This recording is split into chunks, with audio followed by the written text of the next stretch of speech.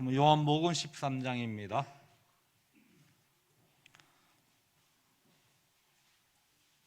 요한복음 13장 34절에서 35절.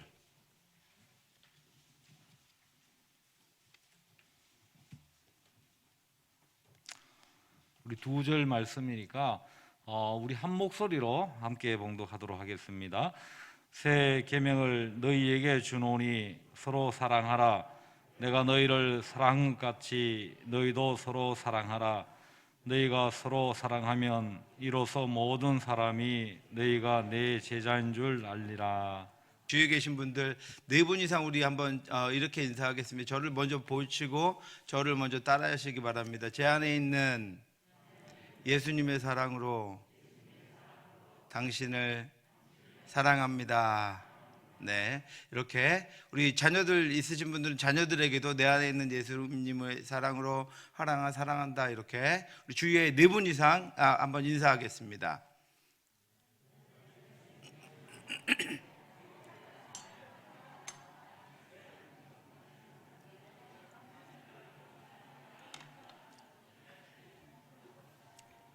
네, 사랑 뭐 이런 얘기만 나오면 좀 쑥스러우시죠? 예, 감사합니다. 오늘부터 피곤하실 텐데 점점 더 피곤해져 가실 것입니다. 그렇죠?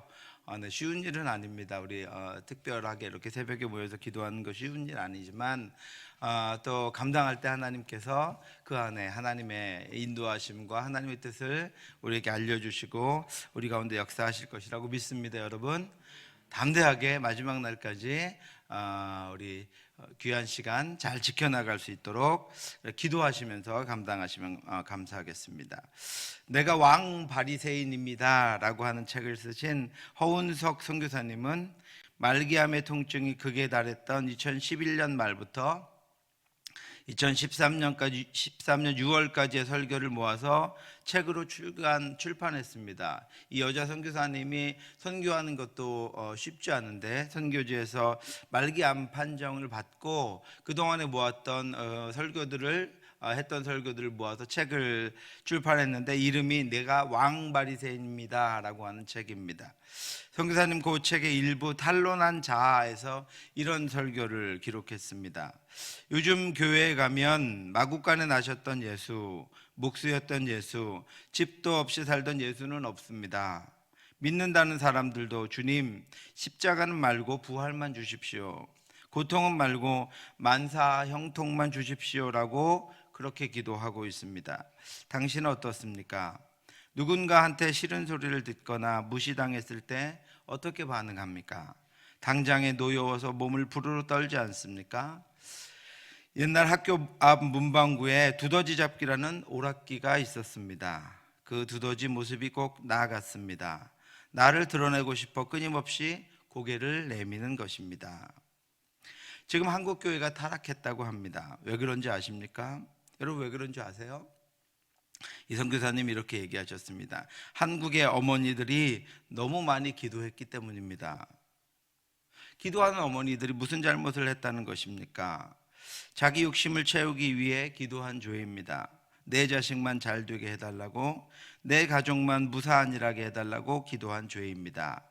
욕심과 탐심이 있는 자리에 사탄이 반드시 역사하는 법입니다.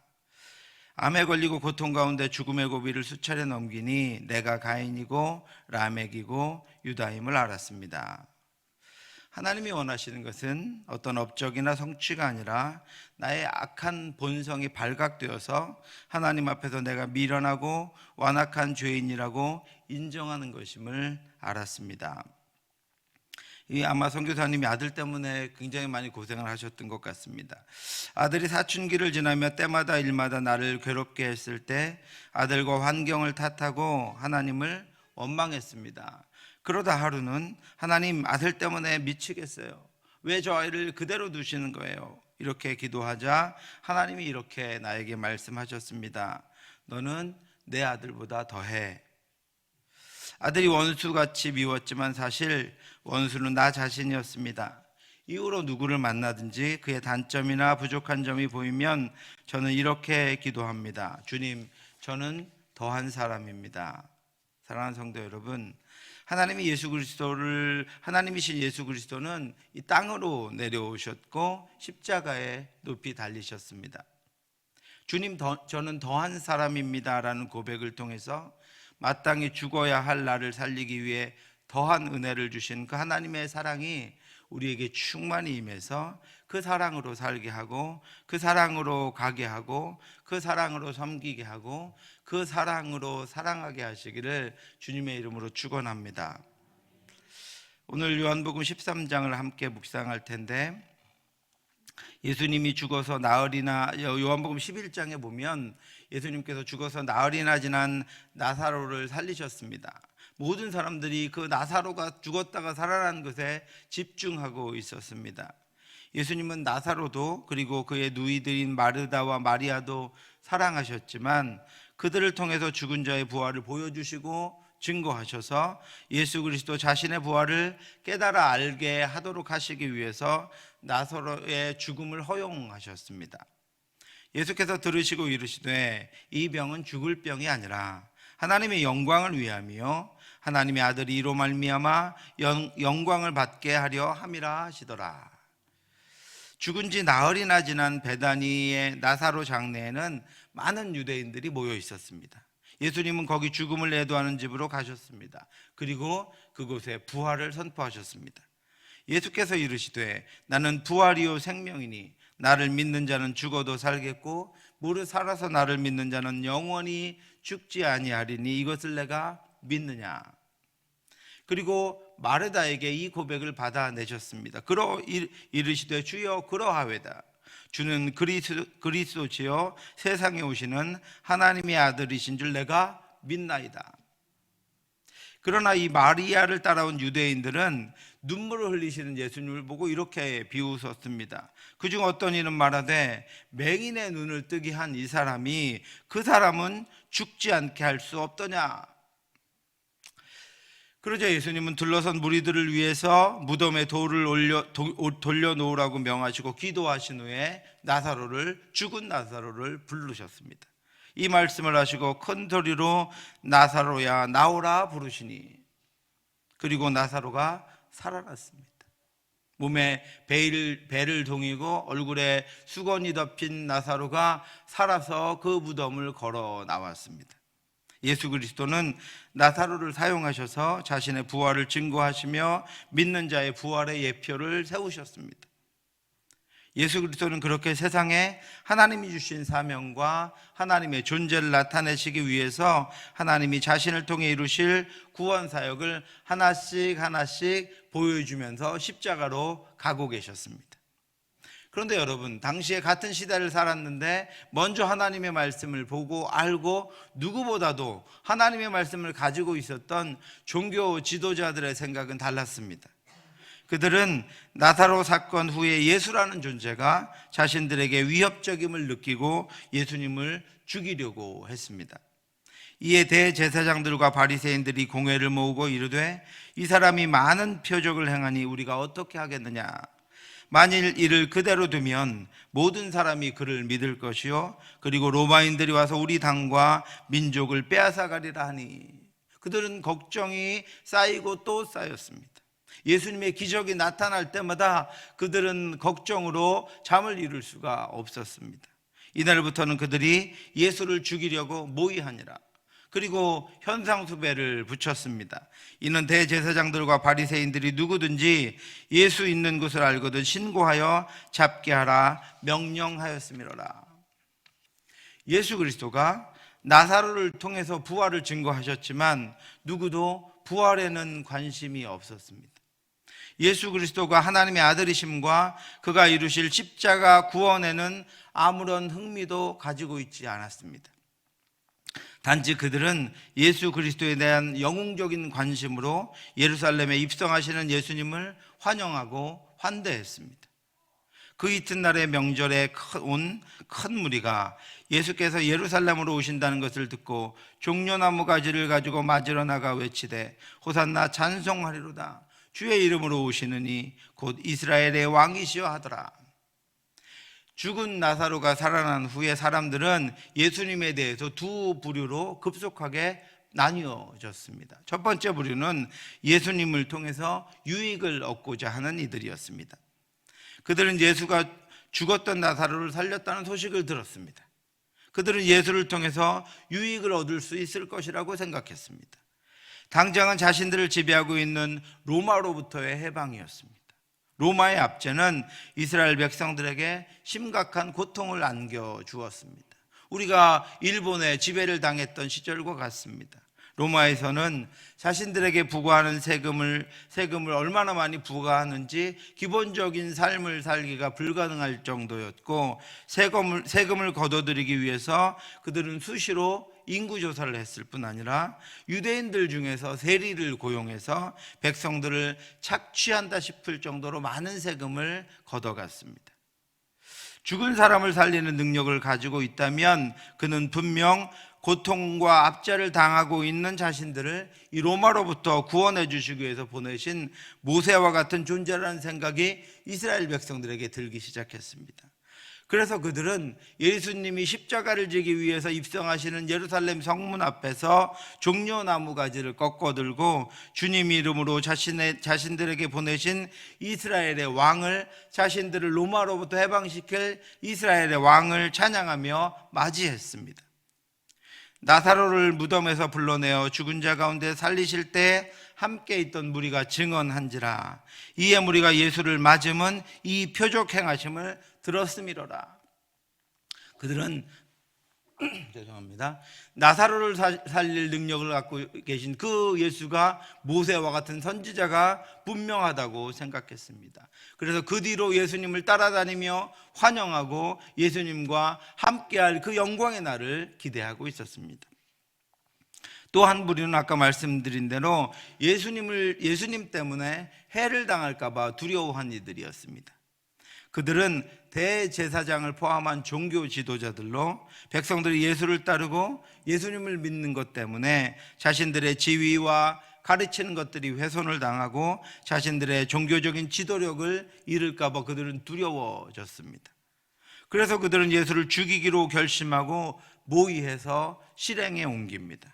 이후에 예수를 빌라도에 넘겨주어 십자가에 죽게 합니다. 사랑하는 성도 여러분, 예수는 자신을 따르는 무리를 위해서도, 예수님은 자신을 대적하는 이들을 위해서도 오신 것이 아닙니다. 예수님은 죄의 짐과 굴레에서 스스로는 벗어날 수 없음을 깨닫고 예수 그리스도만이 참 하나님의 아들이시며 예수 그리스도만이 참 구세주이심을 믿는 우리를 위해 이 땅에 오셨습니다. 그리고 우리를 위해 십자가를 지셨습니다. 그리고 우리를 위해 거기서 자기 몸을 찢고 피를 흘리셨습니다. 우리는 나의 무엇을 위해서가 아니라 나를 위해 오신 그 예수 그리스도를 믿음으로 따르는 예수님의 제자들입니다. 이제 그 어떤 유익 때문이 아니라 예수님과 함께 동행하며 예수님으로 사는 저와 여러분들 되시기를 주님의 이름으로 축원합니다. 예수님은 제자들과 이 마지막 저녁 식사를 하시면서 남은 제자들을 사랑하시되 끝까지 사랑하셨습니다. 유월절 전에 예수께서 자기가 세상을 떠나 아버지께로 돌아가실 때가 이른 줄 아시고 세상에 있는 자기 사람들을 사랑하시되 끝까지 사랑하시니라. 아멘. 오늘 저와 여러분들 예수님이 어떻게 하세요? 어떻게 사랑하세요? 끝까지 사랑하십니다. 우리는 무엇을 끝까지 사랑해 본 적이 없어서 끝까지 사랑하는 것이 무엇인지 잘 모릅니다.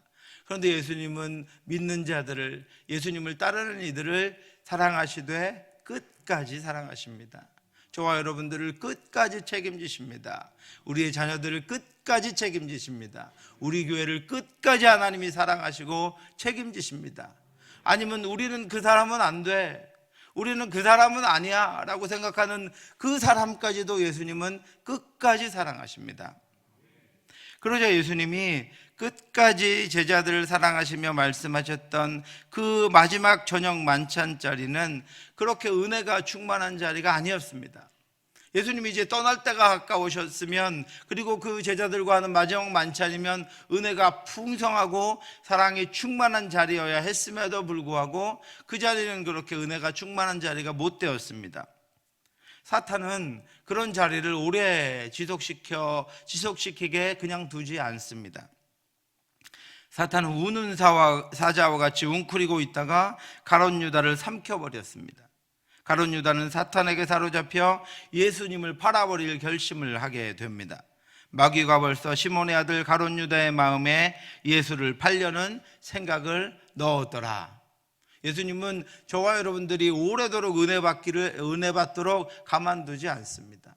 저와 여러분이 우리 안에서 은혜를 충분히 나눌 수 있도록 충분한 시간을 우리에게 허락하지 않습니다. 우는 사자와 같이 웅크리고 있다가 기회를 봐서 누구든지 떨어뜨리려고 하고 있고 무엇이든지 무너뜨리려고 하고 있습니다. 예수님은 마음이 괴로웠습니다. 제자의 넘어짐을 보셨기 때문입니다. 그래서 예수님은 근신하여 깨어 있으라 하신 것입니다. 그래서 깨어 기도하라고 하신 것입니다. 예수께서 이 말씀을 하시고 심령이 괴로워 증언하여 이르시되 내가 진실로 진실로 너희에게 이르노니 너희 중 하나가 나를 팔리라 하시니, 예수님과 제자들이 모인 자리에도 배반과 탐욕이 고개를 들고 있었습니다. 그렇기에 그 자리는 대책회의를 하는 자리가 되어야 했었습니다.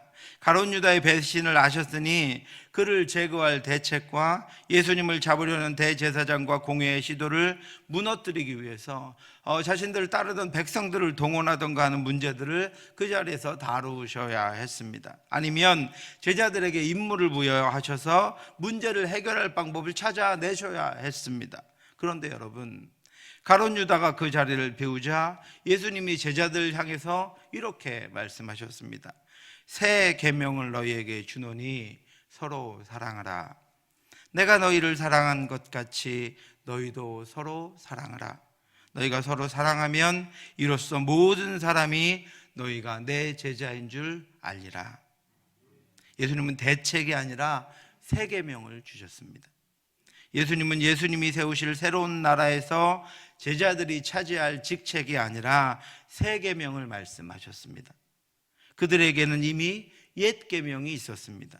그 계명은 하나님이 그들에게 주신 계명이었습니다. 신명기 6장 5절에 너는 마음을 다하고 뜻을 다하고 힘을 다하여 내 하나님 여호와를 사랑하라. 이것이 그들에게 있는 옛 계명이었습니다. 옛 계명은 하나님을 사랑하라고 하셨는데 새 계명은 너희가 서로 사랑하라 이렇게 말씀하십니다.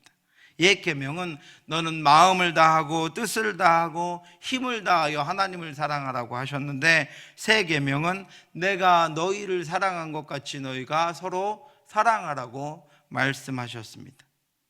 예수님이 이렇게 새 계명을 주신 이유가 있습니다. 예수님은 하나님이 주신 옛 계명을 파기하기 위해서 새 계명을 주신 것이 아닙니다. 이 옛 계명을 더 새롭게 하고 풍성하게 하고 온전하게 하시기 위해서 새 계명을 주신 것입니다. 두 가지 의미에서 새 계명은 이 옛 계명을 더 새롭게 하고 더 풍성하게 합니다. 첫 번째는 추상적으로만 흐를 수 있는 옛 계명의 하나님의 사랑이 새 계명을 통해서 나타나 보여지고 우리가 그 사랑을 하는 것을 느껴지게 할 수 있도록 하셨기 때문입니다. 성도 여러분, 우리가 이제까지 옛 계명 하나님이 사랑하는 것도 알고 있지만 하나님을 사랑하는 것이 어떻게 사랑하는 것입니까? 보이지 않는 하나님을 여러분 어떻게 사랑하고 계십니까? 하나님을 사랑하는 것이 어떤 방법으로 어떤 식으로 사랑하는 것이라고 여러분 옆에 분에게 말씀해 주실 수 있으시겠습니까? 하나님을 사랑한다고 유대인들은 수많은 율법과 관습들을 만들었습니다. 유대인들이 만들어 놓은 수많은 종교적이고 사회적인 관습들은 그것을 지키는 이들만 높여주었고, 그것들은 하나님을 조금도 사랑하지 않으면서 하나님의 말씀을 조금도 따르지 않으면서 하나님을 조금도 경배하지 않으면서 하나님을 최고로 사랑하는 자들처럼 만들어주는 것들이 되었습니다. 그래서 아까 선교사님 말한 것처럼 왕바리새인이 생겼고 왕서기관이 생겼고 왕제사장, 대제사장이 생겼습니다. 하나님을 사랑한다고 절기마다 모여든 이스라엘 백성들과 하나님을 사랑한다고 율법을 외우며 거리에서 손을 들고 기도하는 이들과 하나님을 사랑한다고 수많은 짐승을 잡아서 제사하며 그 마음에는 하나님이 없는 이들이 가득한 예루살렘 성읍을 향해서 하나님이 이렇게 말씀하셨습니다. 너희는 예루살렘 거리로 빨리 다니며 그 넓은 거리에서 찾아보고 알라. 너희가 만일 정의를 행하며 진리를 구하는 자를 한 사람이라도 찾으면 내가 이 성읍을 용서하리라. 그 예루살렘 성 안에는 스스로 하나님을 사랑한다고 외치는 이들로 가득했었습니다. 절기 때마다 각지에서 하나님을 사랑한다고 모여든 이들로 가득했습니다. 그런데 하나님은 너희가 찾아봐라. 한 명이라도 찾으면 내가 이 성읍을 용서하겠다고 말씀하십니다. 그래서 예수님은 너희가 서로 사랑하라는 세 계명을 우리에게 주신 것입니다. 여러분, 우리가 눈에 보이는 대상을 사랑하면 눈에 보이지 않는 하나님에 대한 사랑이 우리의 관계 속에서 구체적으로 나타납니다. 구체적으로 보여집니다. 우리가 서로 사랑하면 눈에 보이지 않는 하나님의 사랑을 눈으로 보고 귀로 듣고 손으로 만질 수 있습니다. 우리들처럼 하나님의 사랑을 자주 부르고 자주 이야기하는 이들에게는 하나님의 사랑보다 서로 사랑하는 것이 훨씬 어렵습니다. 우리는 서로 사랑하지 않고 우리 안에서 나타나는 수많은 시기와 질투와 미움이 있음에도 불구하고 나는 하나님을 사랑한다고 고백합니다. 나는 하나님을 사랑하고 있다고 자신합니다. 그러나 예수님 말씀하셨습니다. 너희는 내가 너희를 사랑한 것 같이 서로 사랑하라. 서로 사랑하는 것은 왜 어렵습니까, 여러분? 대상이 있기 때문입니다. 반드시 사랑하는 대상이 있습니다. 그리고 그 사랑을 받는 대상이 있습니다. 구체적인 이름 석자가 있습니다. 우리는 그를 사랑해야 합니다. 그것이 하나님을 사랑하는 것이다라고 예수님이 말씀하십니다. 그리고 서로 사랑할 때 그 사랑은 크기나 깊이를 헤아릴 수 있습니다. 서로 사랑하는 것은 보입니다. 그리고 그 상대에게 평가될 수 있습니다. 그래서 우리는 서로 사랑하는 것이 훨씬 어렵습니다. 여러분, 결혼하고 시간이 좀 지나면 뭐라고 물어보죠? 결혼기념일을 되면 나 얼만큼 사랑해? 얼만큼 사랑해? 그죠? 얼만큼 사랑해 한다고 무엇 때문에 내가 얼만큼 사랑한다는 것을 얼만큼 표현했는지를 보여줘야 되잖아요. 서로 확인할 수 있잖아요.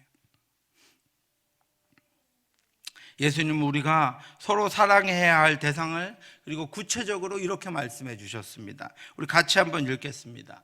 내가 너희에게 이르노니 너희 원수를 사랑하며 너희를 박해하는 자를 위하여 기도하라. 아멘. 집에서 혼자 읽을 때는 원수를 왼수라고 이렇게 읽어보시기 바랍니다.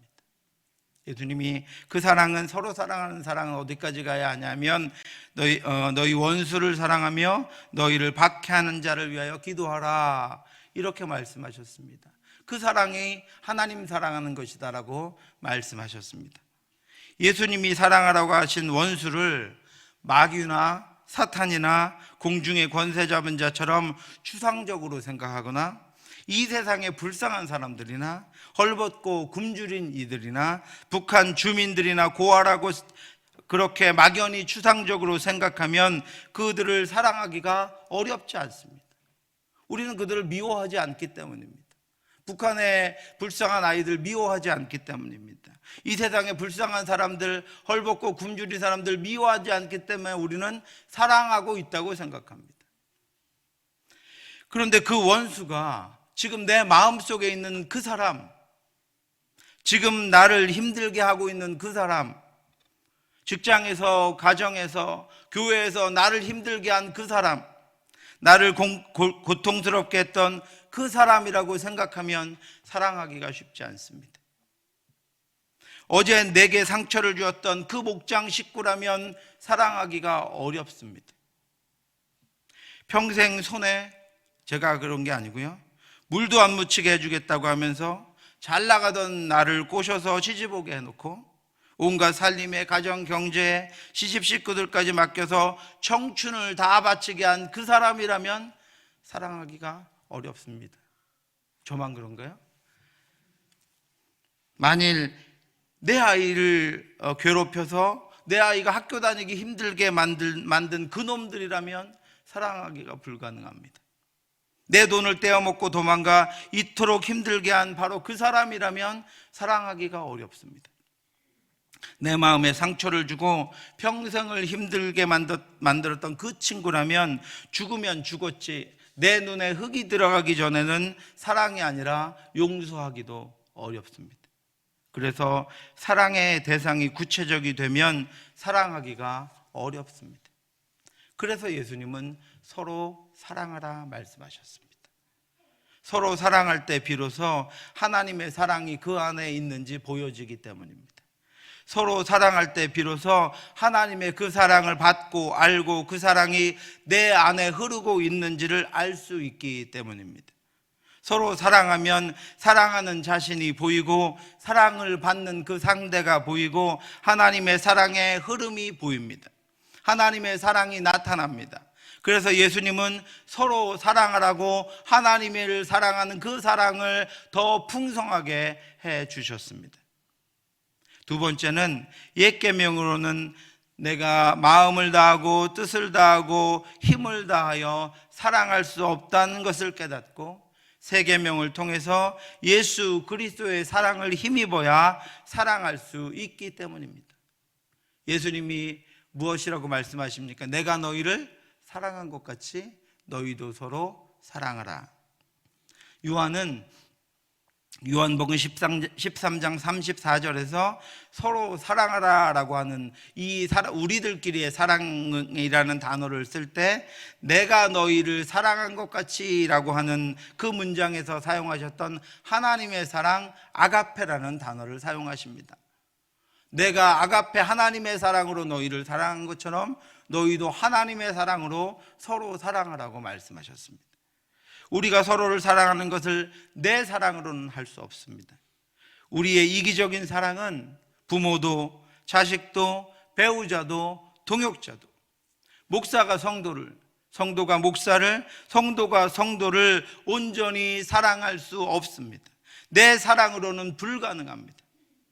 오직 나를 위해 오신 하나님의 독생자가 나를 위해 내 모든 죄를 위해 십자가에 못 박혀 죽으심으로 이루신 그 사랑을 받아서 그것을 나를 통해 흘려보낼 때 서로를 사랑하는 것도 가능한 것입니다. 하나님의 사랑이라야 이름 석자를 가진 그 누구를 사랑하는 것도 가능한 것입니다. 그 사랑은 예수님이 내가 되신 사랑이기 때문입니다. 예수님은 나를 위해서 하늘에서 내려오셨습니다. 예수님은 나를 위해서 우리의 죄를 지셨습니다. 예수님은 나의 죄를 지고 십자가형을 당하셨습니다. 예수님은 내 죄 때문에 내가 되셨습니다. 예수님은 내 죽음 때문에 내가 되셨습니다. 그 사랑을 아는 자가 그 사랑을 흘려보낼 때 비로소 우리는 서로 사랑할 수 있게 되는 것입니다. 하나님이 죄인인 내가 되신 그 사랑이 아니고는 내가 그 누구를 사랑할 수 없습니다. 그래서 내가 되기 위해 십자가를 지신 예수님이 이렇게 우리에게 말씀하셨습니다. 새 계명을 너희에게 주노니 너희가 서로 사랑하라. 내가 너희를 사랑한 것 같이 너희도 서로 사랑하라. 너희가 서로 사랑하면 이로써 모든 사람이 너희가 내 제자인 줄 알리라. 사랑하는 성도 여러분, 예수님이 나를 사랑하신 것 같이 내가 내게 알게 하신 이들을 사랑하면 그것이 마음을 다하고 뜻을 다하고 힘을 다하여 내 하나님 여호와를 사랑하는 것입니다. 저는 여러분의 삶의 현장에서 이 예수님이 주신 새 계명이 지켜짐으로 하나님을 향한 진정한 사랑이 우리를 통해 이 땅 가운데 우리의 가까이 있는 이들과 먼데 있는 이들과 우리 교회 안에서와 우리 교회 밖에서 진정으로 주님이 우리를 통해 흐르게 하신 내가 되셨던 그 십자가 사랑이 저와 여러분들을 통해서 흘러갈 수 있기를 주님의 이름으로 축원합니다. 기도하겠습니다. 주님, 저는 더한 사람입니다. 제가 지적하고 제가 원망하고 불평하는 그들보다 저는 더한 사람입니다. 더 큰 죄인입니다. 더 용서받지 못할 죄인입니다. 더 온전치 못한 사람입니다. 그럼에도 불구하고 주님은 나를 위해 십자가를 지셨습니다. 그럼에도 불구하고 주님은 오늘도 나를 용서하시고 붙잡아 주시고 힘을 주시고 능력을 주십니다. 그럼에도 불구하고 주께서 아버지와 사명을 맡겨 주셨습니다. 사랑할 사람들을 우리 곁에 붙여 주셨습니다. 그럼에도 불구하고 주님을 경배할 때 그 경배를 받으시고 말씀하셔서 하나님의 마음으로 이 땅을 살아갈 수 있게 하셨습니다. 그러나 그럼에도 불구하고 주님, 저는 더한 사람입니다. 하나님 아버지, 하나님께서 주신 사람들을, 하나님께서 주신 것들을 아버지여 주님의 사랑으로, 주께서 내가 되신 그 사랑으로, 내가 되어 내 죄의 짐을 지고 십자가에 찢겨주신 그 사랑으로 사랑할 수 있도록 인도해 주시옵소서. 주님의 사랑으로 모든 것들을 감당할 수 있도록 인도해 주시옵소서. 그 사랑으로 하나님이 주신 것들을 사랑하며 살아갈 때 하나님을 사랑함이 아버지 나타날 줄 믿사오니, 우리를 통하여 하나님 아버지 우리의 사랑함을 통하여 하나님의 사랑이 나를 우리를 위해 죽으신 예수 그리스도의 온전한 사랑이 나타나질 수 있도록 역사해 주시옵소서. 모든 말씀 예수님 이름으로 기도드렸사옵나이다. 아멘.